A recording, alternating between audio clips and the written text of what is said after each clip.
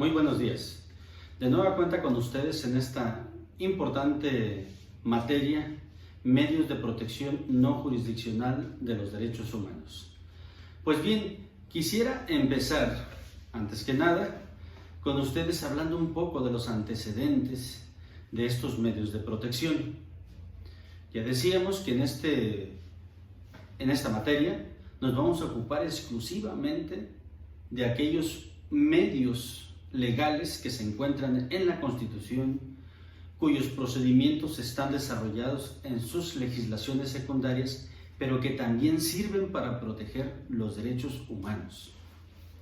En esta especialidad de derechos humanos que lleva a cabo la universidad, muy importante para el desarrollo y progreso de la sensibilización, pero también para hacer efectiva la reforma constitucional que en 2011 se publica en el Diario Oficial de la Federación, en donde el Estado mexicano empieza a proteger de manera amplia los derechos humanos de todos los mexicanos o de quienes por alguna razón se encuentran en el territorio mexicano.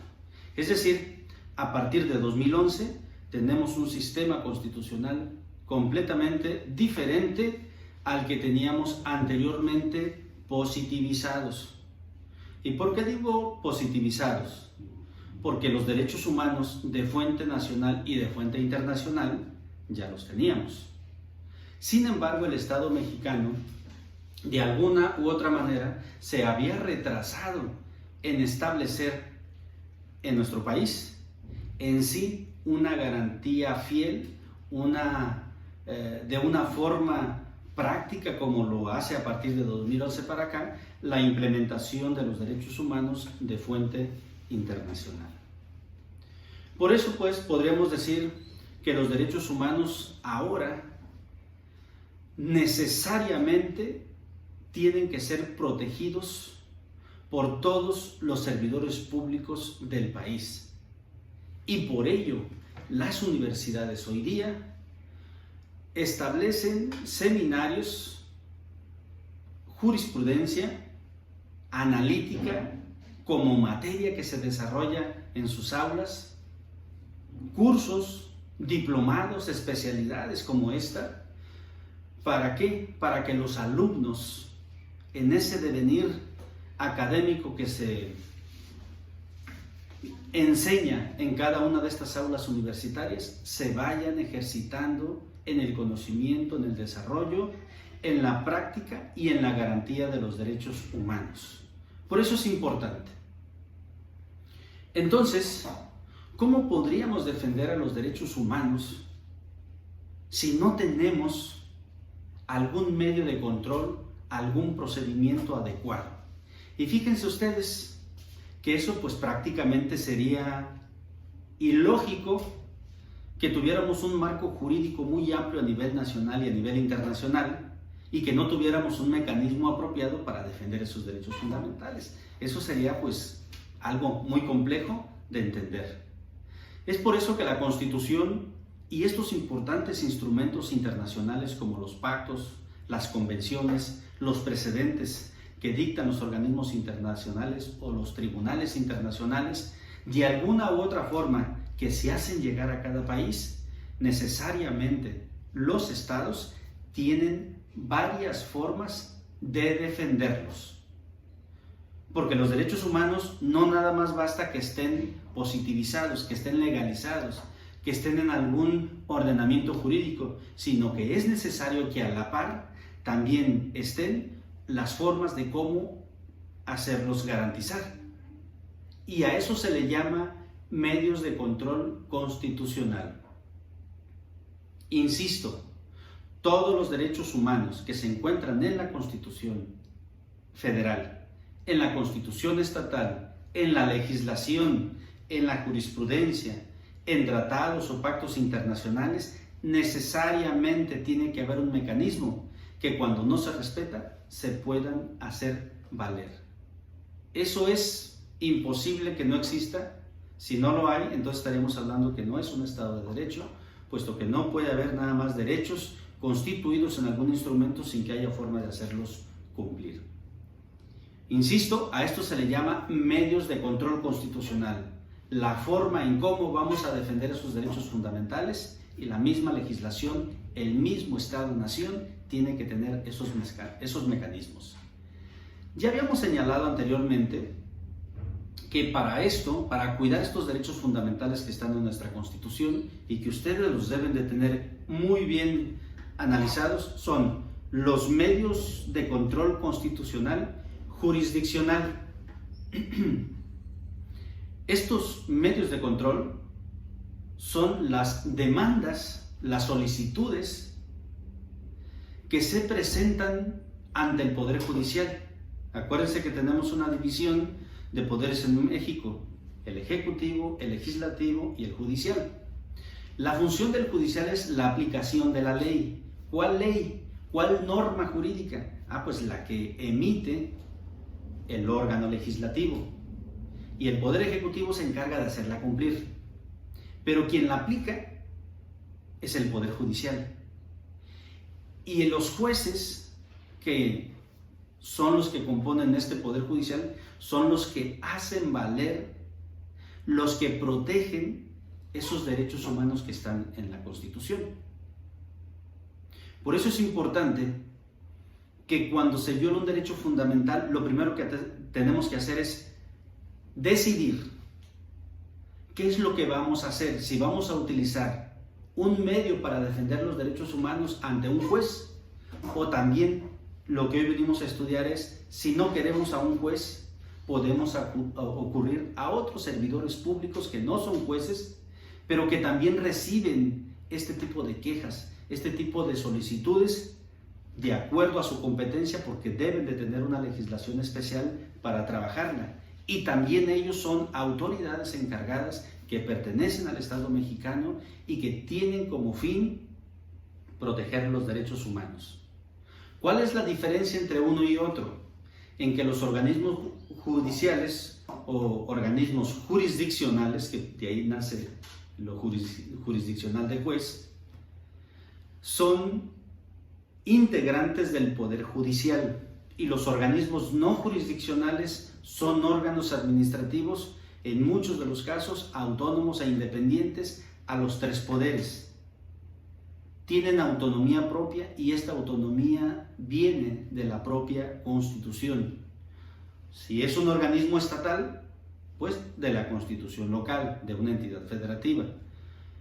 Si es un organismo nacional, normalmente su fundamento jurídico lo tiene la misma Constitución mexicana. Y es por eso que desde un principio tenemos que decidir si queremos una demanda ante juez o si queremos defender a nuestros derechos ante este tipo de organismos donde no son jueces, servidores públicos, insisto, que se encargan también de proteger derechos humanos. También se presenta una demanda, también se lleva un procedimiento y también se dicta una determinación, que en muchos de los casos acá no se le llama sentencia, sino se le llama recomendaciones. Ante un juez se va a llamar sentencias. Acá se va a llamar queja en vez de demanda. Y quizás haya recursos para que conozcan otros organismos administrativos también y revisen esas resoluciones que dictan esas autoridades en los procedimientos de primera instancia. Finalmente, son servidores públicos, hay un procedimiento administrativo que investigan la violación a ese derecho humano y finalmente se emite una determinación para saber si sí se violaron los derechos fundamentales o, si no fue así, las cosas quedarán ante la misma circunstancia. Quien se encuentra conforme, si en este caso es la víctima, puede interponer un recurso de queja o de revisión según lo establezca la ley, para que un órgano superior de estos tribunales no jurisdiccionales también tenga la posibilidad de ser revisado, o sea, no quedarse exclusivamente con la determinación que emita esta autoridad no jurisdiccional.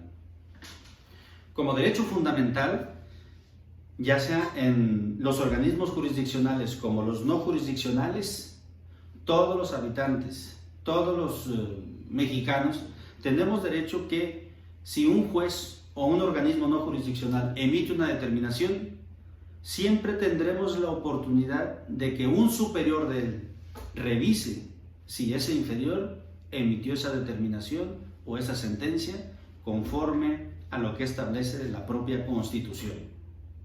Vista la diferencia, pues, en este caso, entre organismos jurisdiccionales y no jurisdiccionales, ambos protectores de derechos humanos, diríamos pues que de aquí en adelante nos vamos a referir exclusivamente a estos organismos, a estas instituciones exclusivamente no jurisdiccionales.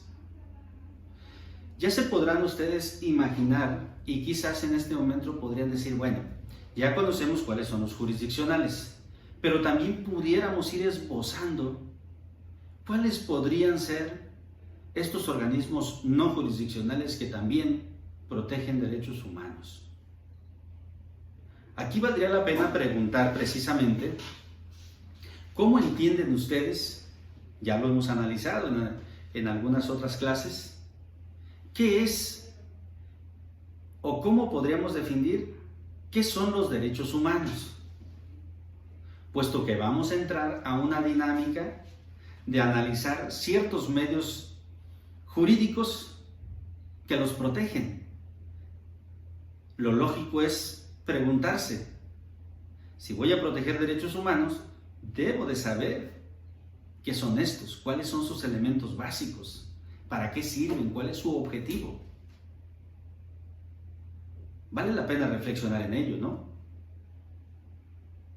Para ti, o para ustedes que me escuchan, vayan pensando qué son esos derechos humanos que después voy a buscar proteger. Por principio de cuentas, hemos escuchado que los derechos humanos o derechos fundamentales, derechos constitucionales, derechos convencionales,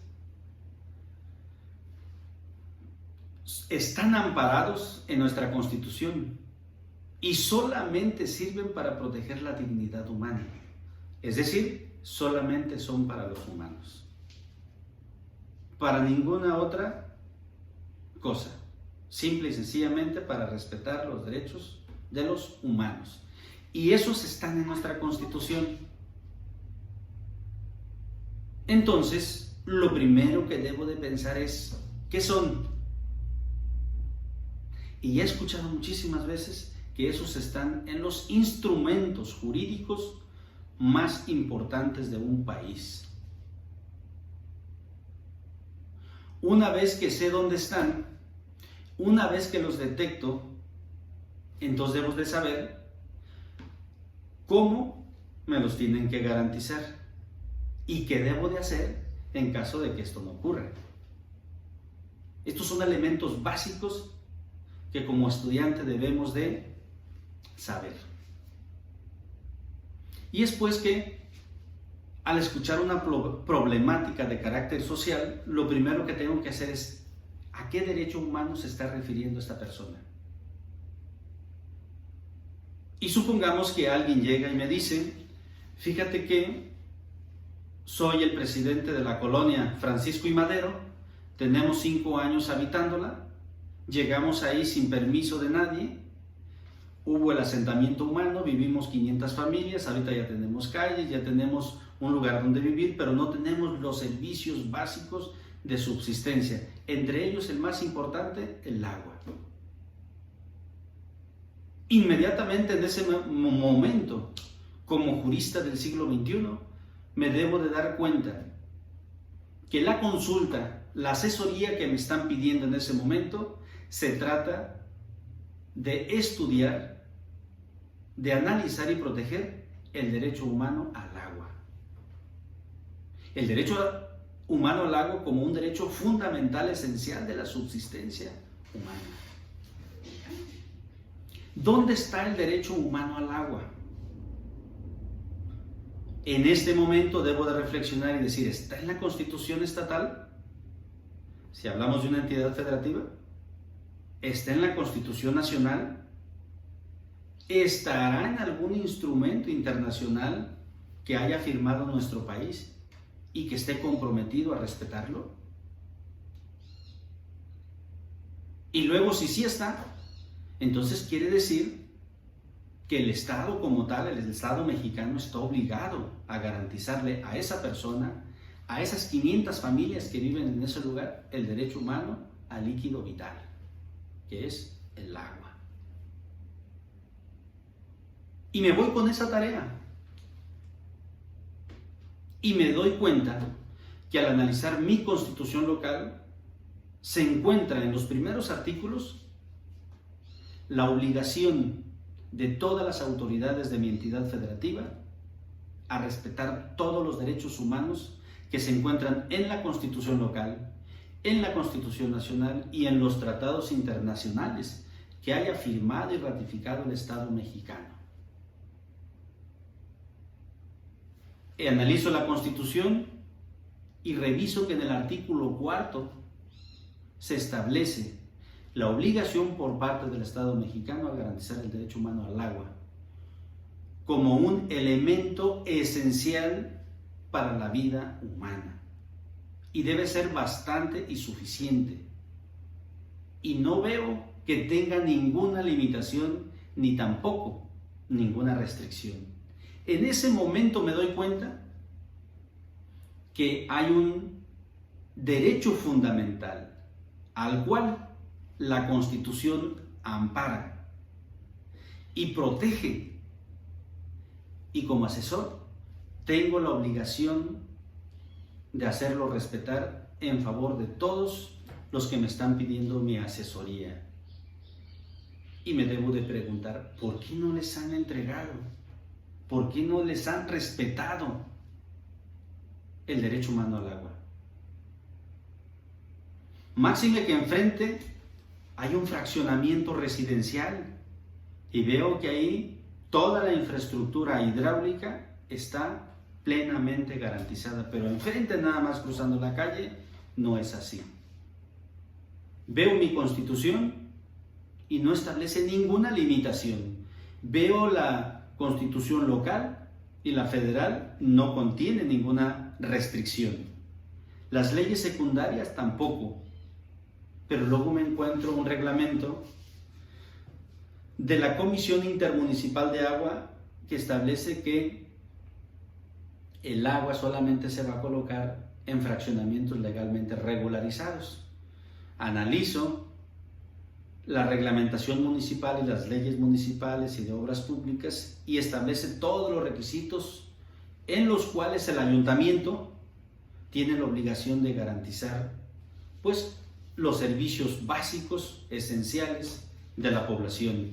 Pero en todos establece que se debe cumplir con la normatividad municipal. Es decir, solamente está obligado el municipio a otorgar el servicio o los servicios básicos, entre ellos el agua, a lugares, a fraccionamientos regularizados, que hayan cumplido con los requisitos y condiciones legales y administrativas y reglamentarias de las leyes municipales. Y este es un fraccionamiento que no cumplió con esos requisitos. Sin embargo, eso lo dice la ley secundaria de la Constitución y quizás a nivel de reglamento. Y aquí es donde tenemos un problema. Pero luego analizo también los tratados internacionales que el Estado mexicano ha firmado y que están obligados a que los haga garantizar o a que los tenga que garantizar las autoridades estatales.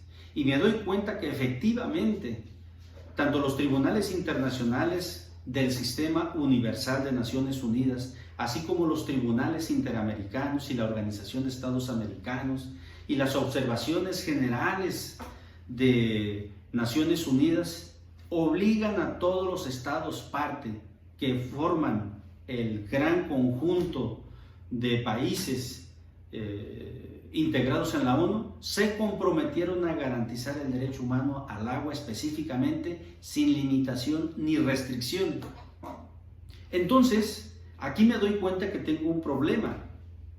Sí está el derecho humano establecido en los instrumentos más importantes del Estado, del país, y los que éste firmó a nivel internacional. Pero también tengo una legislación secundaria que vienen siendo las leyes municipales y que se reglamentan o que viene la fundamentación constitucional a partir del artículo 115, obliga también a los municipios a dar los servicios básicos, siempre y cuando sea un fraccionamiento regularizado. Y en este caso, el presidente municipal, el presidente o el director del organismo municipal o estatal para garantizar el abasto del agua, dice, cierto, es un derecho fundamental, pero este es un fraccionamiento irregular y como consecuencia no puedo otorgárselo. Entonces, ahí como abogado, como asesor jurídico, tengo un problema que tengo que analizar. ¿A cuál de los dos instrumentos legales? Porque en los dos hay una presunción de constitucionalidad. Entonces, ¿por qué a los de enfrente sí se les entregó agua? A los del fraccionamiento residencial, porque cumplieron con todos los requisitos, con toda la reglamentación de obras públicas de los municipios, está regularizado. Y los de enfrente no. Mi pregunta es, ¿eso será suficiente para negarles el servicio de agua? Esa es la pregunta. Por principio de cuentas, podríamos decir, aquí hay una violación al derecho humano, porque las constituciones y los instrumentos más importantes contemplan al agua, al líquido vital, como un elemento esencial de la subsistencia humana. Sin agua no hay vida, y sin vida, pues no hay nada que proteger. Pero para eso necesito, como ya se los negaron, como lo han pedido, ha habido marchas a lo mejor, o sea, la autoridad sí sabe que está asentada esa colonia, que está pidiendo que le otorguen los servicios básicos, pero no se los han otorgado. Luego entonces aquí hay un problema. Ante esa negativa, como asesor, como abogados, por más que nos juntemos, no podemos obligar al ayuntamiento a que les dé este servicio.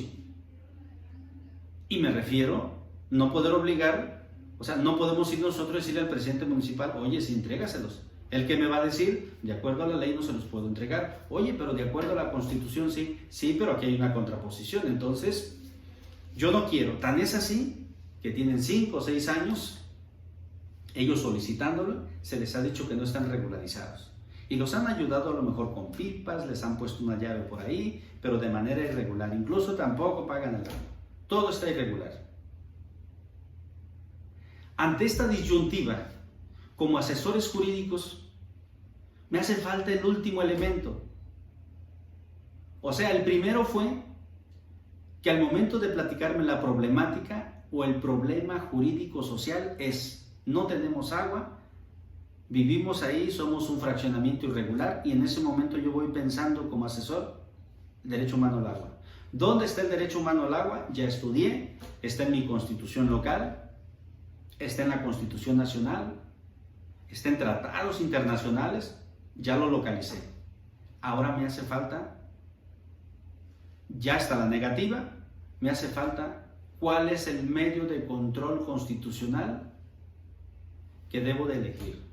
Uno es el jurisdiccional, decíamos, demandar a las autoridades ante jueces, pero el otro es, el motivo de nuestra materia es no jurisdiccional. Entonces ahí digo, ¿a quién y ante quién debo de demandar que le respeten el derecho humano al agua de mis clientes? Hay varias autoridades, pero en este momento vamos a hablar de una de ellas, que es una de las más importantes que tenemos, si mal no recuerdo, más o menos desde principios de los años 90, 1992. En México ya contamos con la Comisión Nacional de los Derechos Humanos, una a nivel federal, y con una Comisión Estatal de los Derechos Humanos. Esto es, una federal y una en cada entidad federativa. ¿Y cuál es su función primordial? Estas instituciones públicas que están integradas por servidores públicos pertenecen al concepto de autoridades estatales y federal, según sea el caso, nacional o estatal. Son pagadas con recursos del Estado, tienen una estructura de cómo ellos trabajan, y su objetivo primordial es evitar que se afecten, evitar que se violenten los derechos humanos. Entonces, aquí no estamos hablando de un juez, estamos hablando de un presidente o presidenta, según sea el género, de la Comisión Estatal de los Derechos Humanos o de la Comisión Nacional de los Derechos Humanos. Pues bien, en este caso nuestra entidad podríamos decir que cuento con la facilidad y decido que voy a presentar una queja ante la Comisión Estatal de los Derechos Humanos. Le digo a mis clientes, fíjense que tengo un camino y vamos a escoger a los organismos no jurisdiccionales. ¿Por qué? Porque quizás no queremos pleitos, allá es muy belicoso, presento la demanda, me la contestan y finalmente hay mucho retardo en la administración de justicia, mucha corrupción, mucho burocratismo. No, acá no. Acá voy a presentar mi queja y lo primero que hacen es que cuando llegas ahí, tratan de resolver los problemas lo más rápido posible y lo hacen de manera conciliatoria. En los organismos jurisdiccionales también tienen estas opciones, pero generalmente son más belicosas. Entonces hay gente que dice, no, me voy por los organismos no jurisdiccionales, presentamos la queja, demandamos exactamente lo mismo y le decimos, oye, fíjate que somos una colonia, damos todos nuestros antecedentes y necesitamos el derecho humano al agua. Así como también le pedimos al ayuntamiento que independientemente de que no estemos regularizados, somos seres humanos, estamos amparados por el artículo 4, estamos amparados por la Convención Americana de los Derechos Humanos, el protocolo, el pacto, la jurisprudencia nacional, la jurisprudencia internacional. Independientemente de que estemos regularizados o no, nuestra Constitución nos garantiza este derecho elemental.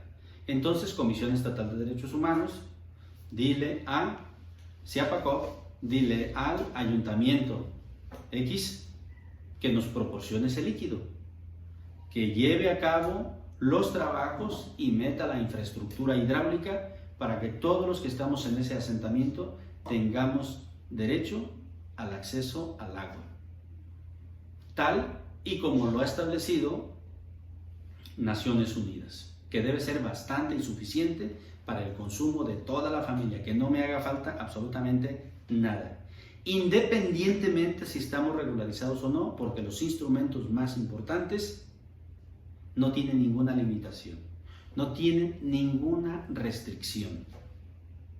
Y entonces, en este sentido, la autoridad, aún así tenga una legislación secundaria, seguramente el presidente de la comisión o presidenta de la comisión, una vez que emplace ahí también a la contraparte o los demandados, que se apacó, ayuntamientos, seguramente les hará ver, señores, independientemente de la legislación, estamos obligados, o ustedes están obligados a garantizar el derecho humano al agua a esta colonia, a todos estos habitantes. Y lo más seguro es que de momento les empiecen a proporcionar desde un principio el servicio del agua.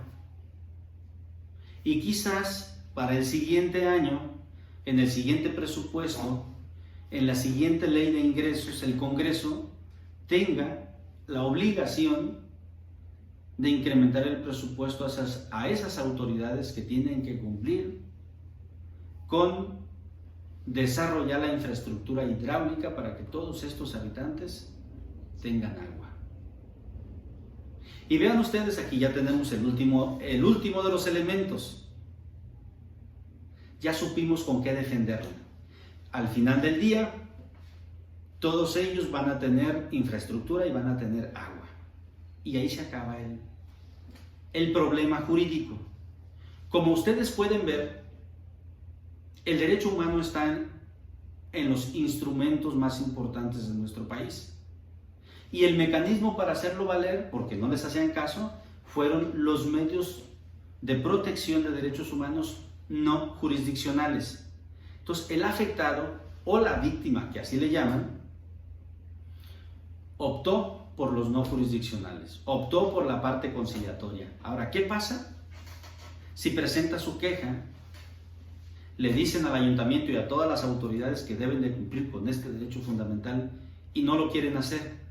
Entonces, el ayuntamiento contestará, el Congreso contestará que a lo mejor no tiene presupuesto, Obras Públicas dirá que es un fraccionamiento irregular y que no tiene forma de cómo hacerlo, que los de enfrente, el fraccionamiento que está enfrente, ellos sí cumplieron con toda la reglamentación y como consecuencia tienen el servicio del agua. Entonces, el procedimiento que se desarrolle, cada quien ofrecerá sus pruebas y finalmente el representante de esta institución de la Comisión Estatal de Derechos Humanos emitirá una recomendación y lo más probable es que diga que sí hay una violación al derecho humano al agua de los habitantes de la colonia X.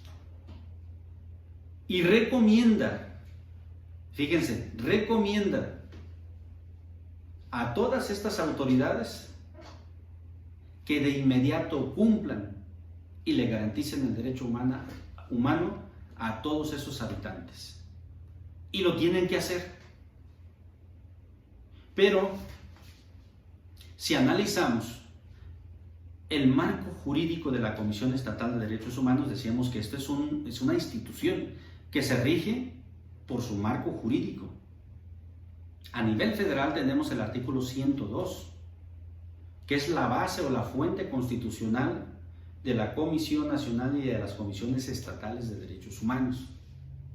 Y ya en cada entidad federativa, también a nivel nacional, pero en cada entidad federativa, estas organizaciones no jurisdiccionales tienen una ley específica, ley orgánica de las comisiones o de la Comisión Estatal de Derechos Humanos. Y luego tiene un reglamento y una estructura de servidores públicos de visitadurías, es decir, un personal encargado de revisar y de analizar que no se violenten los derechos humanos. Entonces, esta legislación dice que si se emite una resolución, una recomendación, en donde se determina que sí hay violación a los derechos humanos, las autoridades pueden acatarla. O sea, no hay una vinculatoriedad. Vinculatoriedad significa no hay una obligación de que la acepte la autoridad demandada. Ella puede decir no estoy de acuerdo y no aceptarla. Sin embargo, a partir de la reforma de 2011, que tiene que ver con la protección de los derechos humanos y donde todos los derechos humanos de fuente internacional se traen a nuestra Constitución, a partir de ese momento también se reforma el artículo 102 de la Constitución Federal. Y todas las autoridades en el ámbito de su competencia, así dice el artículo primero, que es el artículo que recibió un impacto de mucha mayor trascendencia y que impacta pues básicamente en todo nuestro régimen jurídico nacional. Todas las autoridades en el ámbito de su competencia deben de respetar los derechos humanos, deben de garantizarlos, incluso deben de prevenir, investigar, sancionar y reparar. Son principios fundamentales de los derechos humanos. Entonces, en este caso, si bien es cierto que las determinaciones de los organismos no jurisdiccionales no son vinculantes, porque su fuerza realmente radica en un análisis moral. Se supone que los integrantes, el decidor o el presidente o presidenta pues de estas comisiones son gente muy respetada y que sabe aplicar el derecho con mucha justicia. Entonces, desde un punto de vista moral son resoluciones muy fuertes. Así debe de ser, así debiera de ser. Lamentablemente en muchos de los casos no lo es, pero la Constitución eso es lo que establece, que las determinaciones de las comisiones estatales de derechos humanos, su fuerza es moral, porque difícilmente una autoridad estatal que sea calificada como que ha violentado el derecho humano, en este caso al agua, difícilmente tendría argumentos de peso difícilmente tenía fundamentos constitucionales para decir no es cierta. Si los tiene, puede negarse a cumplirla, pero si no los tiene, también pudiera negarse. Sin embargo, no es lo mismo, porque a partir de esta reforma constitucional de 2011, aquella autoridad que haya sido calificada como violador de derechos humanos, si no quiere cumplir, tiene que comparecer al Congreso o puede ser llamada a comparecer ante los diputados para que argumente y diga por qué no, cuáles son sus fundamentos, cuál es el argumento, por qué no lo quiere hacer, por qué considera que no la va a cumplir. ¿Y saben qué pasa con eso? Es casi imposible que alguien vaya y se le pare a los diputados para decir, oye, fíjate que no tengo la razón, sí soy violador de derechos humanos y no quiero cumplirla. Eso es prácticamente imposible, no se puede, porque a través de eso hay otros mecanismos en donde alguien que violenta derechos humanos puede ser sujeto de juicio político o puede ser denunciado ante otras autoridades, y por eso hay mecanismos legales muy fuertes que hacen que prácticamente alguien que sea condenado por violación a derechos humanos no cumpla las recomendaciones de la Comisión Estatal de Derechos Humanos. Entonces vean aquí, hay una diferencia muy importante entre los que deciden ingresar y llevar sus quejas por violaciones a derechos humanos ante un organismo no jurisdiccional como son las Comisiones Estatales de Derechos Humanos, puesto que cuando no hay arreglo entre las partes durante el procedimiento, el presidente o la presidenta va a emitir una determinación, una recomendación, y si dice que hay violaciones a derechos humanos, a esta se le va a llamar recomendación. O sea, se recomienda que la autoridad entregue, garantice el derecho humano de los afectados. Cuando se van a un organismo jurisdiccional pasa lo mismo, no hay ningún arreglo y se va a dictar una sentencia y se va a condenar, es imperativa, es obligatoria. O sea, el Estado tiene que hacerla cumplir esas fuerzas. Y acá no es vinculatoria. A esta sentencia se le llama vinculatoria porque obliga, utilizan al mismo Estado para que en caso de que el demandado no la cumpla, la someten, obligan. Y en los organismos no jurisdiccionales no es así. Por eso, muchos despachos, muchos abogados optan por este tipo de procedimientos porque son rápidos, no son tan belicosos, no hay mucha confrontación, son raros, y generalmente los integrantes de las comisiones estatales de derechos humanos es gente muy preparada, muy sensible, y generalmente llegan a una decisión, sobre todo mucho más equilibrada, armonizan todas las condiciones vejatorias de derechos humanos, y en términos generales, cuando se trabaja de buena fe entre autoridades y demandados, generalmente siempre se llega a un buen fin. ¿Cuál es la desgracia? Pues que los integrantes de las comisiones estatales de derechos humanos no sean gente sensible o que esté integrada por personas que no tengan los suficientes méritos y capacidades para desarrollar una actividad de estas. Ahí sí sería una complicación, pero en términos generales, estas instituciones están para que sea gente experta en el conocimiento de los derechos humanos, sean personas accesibles, sensibles, y que tengan como fin primordial la solución de conflictos a través de la conciliación. Pero que si no es así, también tengan la suficiente fuerza y la independencia para emitir recomendaciones muy apegadas para garantizar los derechos humanos.